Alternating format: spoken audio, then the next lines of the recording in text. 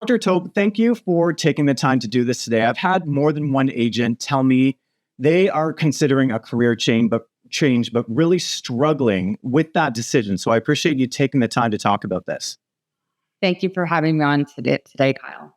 So as an organizational psychologist, what are some of those key indicators you look for that really tell a high performer specifically it is time for a career change? A key psychological indicator is probably one that wouldn't surprise you, but it's chronic job dissatisfaction. So the key word being here that it's chronic. And so that what we're not talking about is somebody who is having a bad week, who's having a bad month. And what we are talking about, though, is someone who is experiencing a sustained period of resentment, of resistance, of dread towards their job, where that job no longer feels manageable. They may have lost like that connection to their job. And so for a lot of people, we also see that when that misalignment has come into play, it can result in decreases in job productivity, in job performance, in decreases in self-esteem.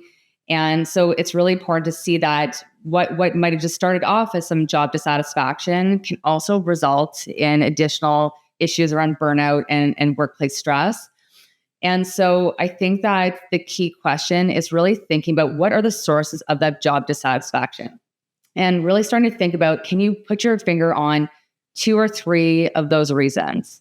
And then start to think about, are these things that I can maybe alter? Or are there some minor adjustments that I can actually make, or whether it's actually time to pursue a whole new career path entirely? So really starting to think about what are they, and are they signs that my values have shifted and changed?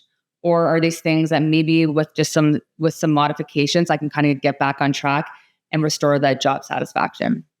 I like how you made the point there. It's not just a bad day. So if you have a bad day and you're thinking, I'm done, I'm out of here, that might not be the case. That might be a bad day. But if you're looking at 2 or 3 months of every day thinking something's just got to change, that's when we start to take this a bit more serious, I guess.